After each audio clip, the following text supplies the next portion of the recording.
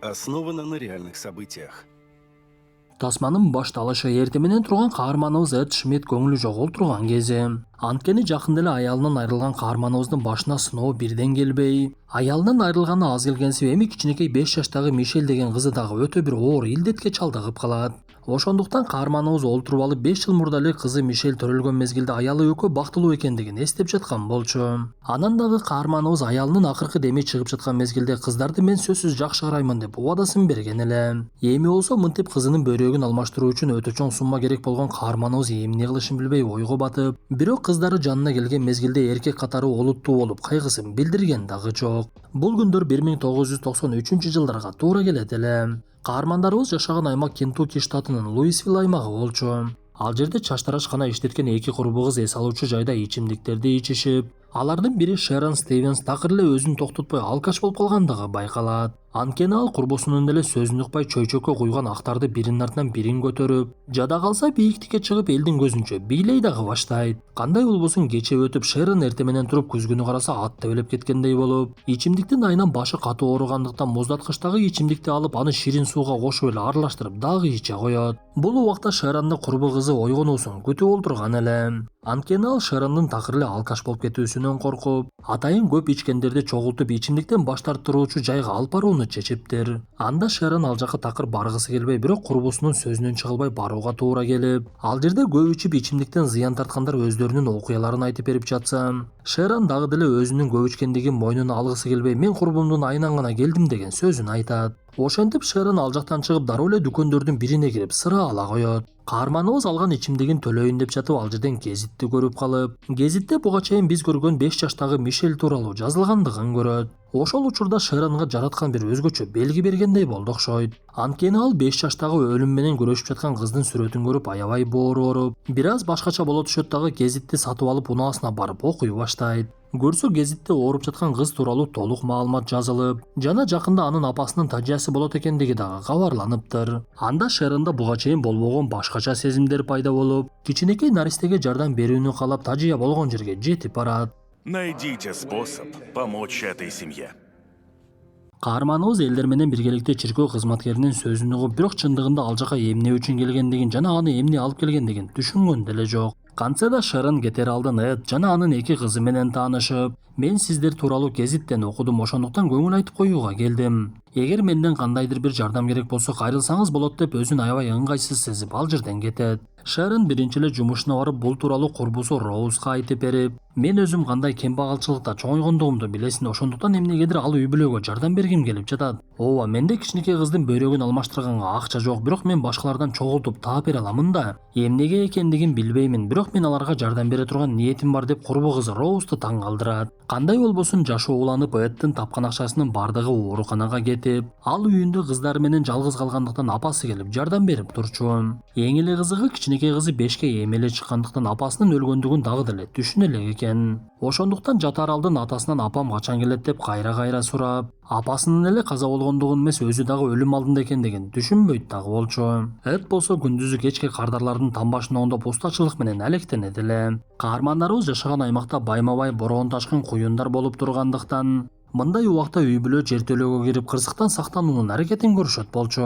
Ошондой учурлардын биринде каарманыбыз кичинекей кызынын көзү саргайып калгандыгын көрүп, эшикте бороон чапкын болуп жаткандыгына карабай унаасына салып алып эле ооруканага алып жөнөйт. Анткени Мишелдин бөйрөгү иштебегендиктен тез-тезден кан алмаштырып туруу зарылдыгы пайда болот. Бул жолу дагы абал оорлошуп дароо эле кан куюуга киришип, сиздин кызыңыз кезек боюнча бөйрөк алмаштыра турган адамдардын 6-сабында турат. Кызыңыз мындай абалда 1 жыл жашашы мүмкүн. 6-саптагы адамдын кезеги болсо 2,5 жылдан кийин гана жетет. Буга чейин Санчобек дагы баласын ооруканага алып келгенде ушул сөздү айттык эле, жамандыкка дагы даяр болуңуз. Бирок жакшылыктан дагы үмүттү үзбөйбүз, бардыгы эми жараткандан деген сөзүн айтат.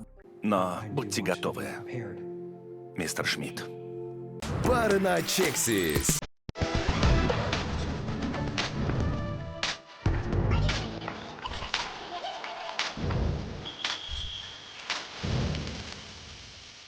Пары на Чексис. Кайгылуу жаңылыктар ошо менен эле бүтүп калбай, каарманыбыздын кичинекей кызынын бул жолу кан алмаштыруусу үчүн $6,000 керектелип, бирок Эдде андай акча жок болгондуктан мурдагы карыздардын үстүнө дагы бир жолу кошулат. Көрсө Эдтин үй бүлөсүндө мамлекеттик камсыздандыруу кагазы дагы жок экен эле.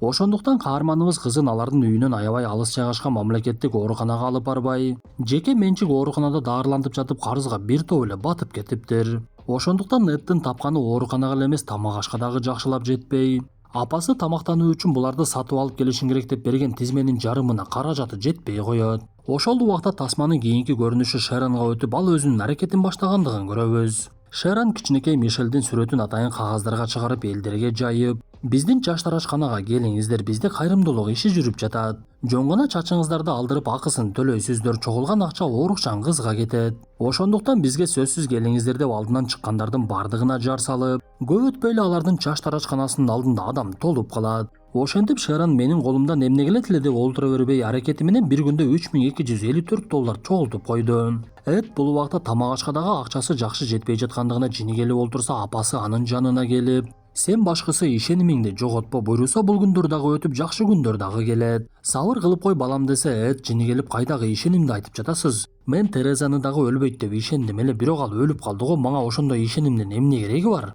Калп эле өзүмдү өзүм ишеним менен алаксыткым келбейт деп жаткан мезгилде эле эшиги такылдайт. Көрсө ошол убакта чогултканын көтөрүп алып Шерон келген экен. Аны көргөн апасы дароо эле Эдке, мына балам, ишенимдин үзүрү ошондой болот деп Шеронду үйгө чакырышып, тамак үстүндө сүйлөшүп олтурушуп, Шерон Эдтин үй бүлөсү каражат жактан тоңуйга кептелгендигин түшүнөт. Бирок ага карабай Эд Шерондун жардамын алуудан баш тарткысы келип, сиз бизге жардам берүүгө милдеттүү эмессиз десе, Шерон мен бул нерсенин бардыгын чын жүрөктөн кылып жатам деген жообун берет. Сыягы Шерондун жашоосунда эми жаңы бир маңыз пайда болду окшойт. Анткени ал буга чейин үйүнө атайын алып койгон ичимдиктеринин баарын төгүп, эми ичкиликтен алыстоону каалап Эдтин үйүнө дагы бир жолу барып, анын карыздары өтө көп экендигин билип, эсептөө жактан жардам берүүнү чечет. Көрсө каарманыбыз кызы ооругандан бери ооруканадан $432,000 карыз болуп кетиптир. $432,000? Эд дагы деле анын үйүнө бөтөн эле бир аял келип жардам берип аткандыгына такыр эле көнө албай, бирок Шерон акыркы 20 жылдан бери ишкерлик менен алектенгендиктен эсептер боюнча өзүнүн билгичтиги менен таң калтырат. Ошондуктан көп өтпөй эле Шерон өжөрлүгү менен үй бүлөнүн жакын таанышы болуп калды окшойт. Каарманыбыз эми Эдтин үй бүлөсүнүн маселеси менен жүрүп, кээ бир учурда жумушуна дагы кечигип келип, атайын Мишелдин сүрөтүн даярдап чоң ишканаларга барууну чечет. Ошондой кечелердин биринде Шерон кичинекей Мишелдин сүрөтүн карап олтуруп өзүнүн баласы Деректи эстеди. Көрсө Шерондун Дерек деген баласы бар экен, бирок аны менен көптөн бери мамилеси жок болчу. Ошондуктан Дерекке коңгуроо кылып аны менен сүйлөшүүнүн аракетин көрөт. Эд болсо акыркы болуп өткөн куюндан алар жашаган жердеги көп үйлөрдүн тамбаштары бузулгандыгын көрүп, ал үчүн бул нерсе жакшы мүмкүнчүлүк экендигин түшүнүп, мурдагыдан дагы көбүрөөк иштөөнү чечет. Бирок бул үчүн чоңураак ишкана менен өнөктөштүк келишим түзүш керек эле. Андыктан каарманыбыз даярданып, атайын саркеч кийимин кийип, сүйлөшүүдө дагы Шерон Эдке чоң жардам берди. Анткени ишкерлик менен алектенген Шерон сүйлөшүү келишим түзүүлөрдө дагы мыкты болчу. Ошентип Эд чоң ишкананын өнөктөшүнө айланып, тамбаштарды оңдоо иши өтө көбөйүп, Шерон болсо ар кайсы компанияларга барып кайрымдуулук жасап коюңуздар деп аракетин баштайт. Ошентип анын бул аракетинен жакшы жыйынтык чыгып, бир айда $11,000 чогултту. Бирок өкүнүчтүүсү бул нерсе дагы деле эч нерсеге жетпейт эле. А мамочка там? Она смотрит на нас? Дерек жумуштан сырткары бош убактысын кызы Мишель менен өткөрүп, аны менен кечинде сейилдеп, жылдыздарды көрсөтүп, апаң эми асманда деп кичинекей кызына апасынын каза болгондугун түшүндүрөт. Ошондой күндөрдүн биринде Эдтин апасы Барбара кыздарды карап жатып ботон кайрып алып, ордунан тура албай калгандыктан Шеронду чакырып, Шерон эми үйдө кыздарды каралаша баштайт. Бирок бул ой Эдке такыр жакпады. Анткени Шерон кээ бир учурда токтош керек экендигин билбей, башоту менен эле аралашып алат болчу. Эдке болсо анын бул пейили көп деле жакпай. Анын дагы келип каза болгон аялынын боенуучу шаймандары колдонулгандыгын көрүп, бир аз жини келгендей болот. Бирок Шерон Эдтин жини келгенине көп деле башын ооруткан жок. Анткени ал башына оорусуну келген Эдти жакшы түшүнүп турган болчу. Кантса да Шерон Эдтин үйүнөн кетип, бул жолу баласы Дерекке барып жолугууну чечип, анын жумушуна барып, бирок Дерек апасын көп деле көргүсү келбегендиги дароо эле байкалат. Көрсө Шерон баласын жалгыз чоңойткондуктан көп ичип, Дерекке жакшы көңүл бурбай. Ошондуктан Деректин жүрөгүндө так калып, апасына мамилеси сууп кетиптир. Ал апасына копол сүйлөп, бул жака келбей эле койгонуңуз макул деп айтып, анан дагы апасынын 5 жашар кызга жардам берип жаткандыгын билип, сиз өз балаңызга жакшылап жардам бере албадыңыз эле. Бирөөнүн баласына кантип жардам бересиз билбеймин деп Шерондун такыр эле көңүлүн чөктүрүп салат. Мындай абалга түшкөн каарманыбыз көптөн бери ичпей калгандыгына карабай, бул жолу атайын барып ичти. Папочка, чешется и животик болит. Бир күнү кечинде Мишелдин оорусу дагы кайтып келип анын ичи шишип кеткендиги көрүнүп, каарманыбыз адаттагыдай дароо эле аны ооруканага алып барып кан коюшат. Мындай учурлар канчалык оор экендигин өз жон тери менен сезген адам гана билбесе, башкасы билбесе керек. Эми кандай болбосун ооруканада кичинекей кызын карап отурган Эд апасы баса албай калгандыктан айласы жок Шеронго коңгуроо кылып, чоң кызы Эшлини мектепке жеткирип коюусун суранса, Шерон эчтекеге карабай эле дароо эле жетип келет. Ошентип Шерон каармандарыбыздын үй бүлө мүчөсү сыяктуу адамга айланып, кандай учур болбосун жардам берүүсүн уланта берди. Спасибо тебе за все, что ты сделала. Буга чейин көп сүйлөбөгөн Эд биринчи жолу Шеронго ыраазычылыгын билдирип, бул сөздөр Шеронго башкача сезим алып келип, ал үйүнө барып баласы Дерека дагы коңгуроо кыла баштайт. Анткени каарманыбыз баласы менен жарашууга олуттуу киришип, бирок Дерек анын коңгуроосун кабыл албай жаткандыктан ичүүнү кайрадан адат кыла баштайт. Кантсе да Шерон Эдке жардам берүүсүн токтотпой, анын карыздарын жок кылуунун жолун издеп, саламаттыкты сактоо мекемесинин адамдарына жолугуп аларга жагдайды түшүндүрүүнүн аракетин көрө баштайт. Биз буга чейин билгендей Шерон сүйлөшүү жана келишим түзүүдө өтө мыкты болчу. Эң эле кызыгы анын керектүү адамдар менен жолугушуу аракетине майнап чыгып, Эддин мойнунда илинип турган $432,000 карызды толугу менен жойдуруп берет. Муну көргөн Эд эмне болуп кеткендигин түшүнбөй, уккан кулагына дагы ишенбей, Шеронго катуу ыраазычылыгын билдирип, көзүнөн жашын тыя алган жок.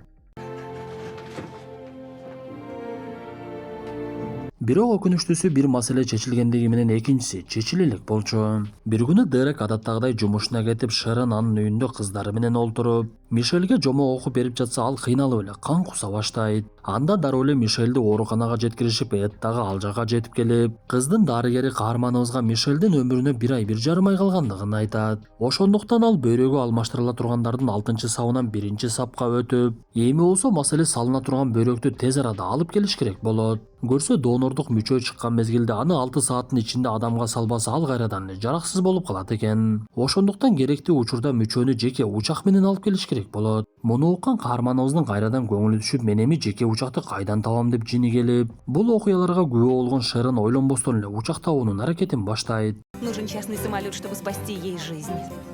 Бедняжка.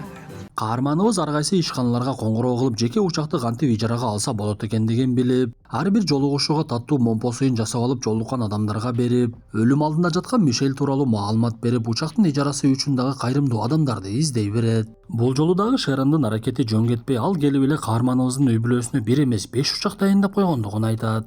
Эми учак даяр болуп, бөйрөктү алып келе турган болсо, операциянын өзү үчүн дагы чоң сумма керек эле. Ошондуктан Шерон эми кандай кыламын деп кийинки кадамын дагы ойлонуп, сыналгы көрүп олтуруп эле оюна бир нерсе келет. Көрсө Шерон атайын кабарчыларды чакырып, Мишелдин оорусу тууралуу жергиликтүүлөргө жеткирейин деген экен. Бирок ал бул иш-чараны Эд менен кеңешпей эле жасап, жумушуна келген Эд аябай жини келип, мен ансыз деле ооруп жаткан кызымды сыналгыга чыгарып элдин алдында тилимчи кылгым келбейт. Мага бир ооз айтып койсоң болбойбу, ушу кантип болсун деп апасын дагы Шеронду дагы урушуп, кабарчылардын бардыгы үйүмөн чыгып кетсин деп ачууланат. Маселе ушуну менен эле токтоп калбай, Эд бир күнү жумушунан келип Шеронду үйүндө мас абалда таап, бул жолу дагы катуу жини келип, балдарды сага ишенип таштаса болгудай эмес. Сен бул жерде уктап жатасың, эгер Мишелге бир нерсе болсо эмне болмок? Ооба, сен мага өтө көп жардам бердиң, мойнума аламын, бирок мындай кылганың такыр туура эмес. Андыктан кийимдериңди алып алып үйүңө бара берсең болот деп Шеронго катуу сүйлөйт. Анда ансыз деле кайгыга батып турган Шерон ошондо гана өзү тууралуу чындыкты айтып,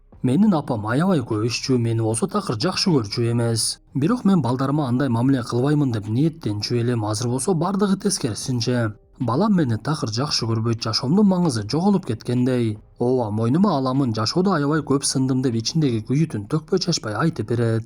Я Шерон, и я алкоголик.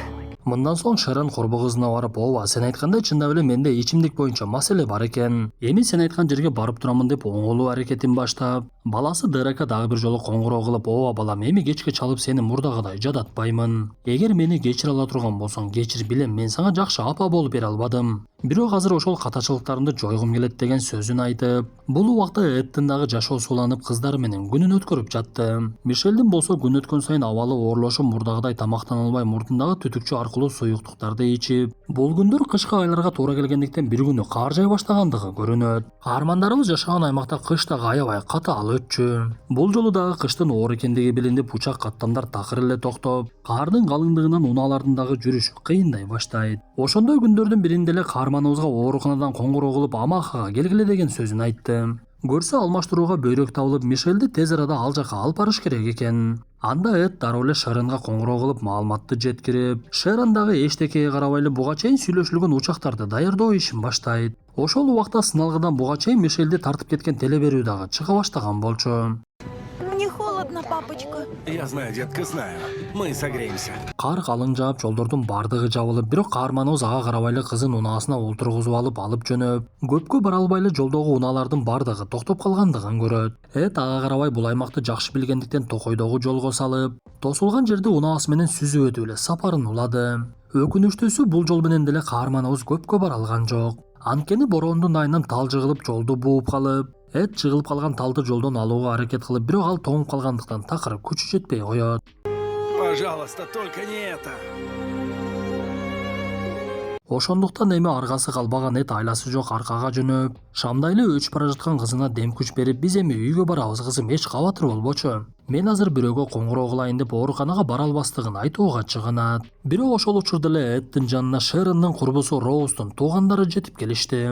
Көрсө Шерон ушуга чейин Эд менен такыр эле байланыша албай, ал унаасы менен жете албастыгын түшүнүп, болуп жаткан жагдайды дагы бир жолу сыналга чыгарып, элдин баарынан жардам сурашыптыр. Анда телеберүүнү көрүп калган Тод деген согуштун ардагери коңгуроо кылып, мен жардам бере алам, менин тиг учагым бар. Мындай бороондо учуш мен үчүн эч кандай кыйынчылык туудурбайт деп каармандарыбыз жашаган аймакка келе жатыптыр. Анда башка жашоочулар учакты атайын кондурууга жайы ырасташып, Роуз инилерин Эдди кыз менен алып келгиле деп жөнөткөн экен. Бул жагдайды уккан каарманыбыздын кубанычы койнуна батпай, дагы бир жолу үмүтү пайда болуп, дароо эле келген балдардын унаасына олтуруп алып, өзү айдап жөнөйт. Снегопад усиливается, ветер набирает силу. Условия быстро ухудшаются. Убакыттын өтүшү менен кардын дагы жаашы күчөп, бирок сыналгыдан көрүп кайдыгер карабагандар каармандарыбызга жардамга келишип, учак коно турган жерди көптөп көмөлөп бат эле тазалай башташат. Ошол убакта Шерон ал жерге баласы Деректин дагы келгендигин көрдү. Алар бири-бирин көргөндүгүнө кубанып дароо эле кучакташып, ошол убакта учак дагы жетип келип, экинчи тараптан каармандарыбыз дагы унаа менен келип калган экен. Анда учак коно турган жерди такыр көрө албай, элдердин бардыгы унааларынын чырактарын жандырып, бул нерсе деле көп жардам бербегендиктен элдер үстүндөгү кийимдерин чечип тизе баштайт. Ошондо гана учактын башкаруучусу ар кайсы түстөрдү көрүп, ал жерге конууга мүмкүнчүлүк алды.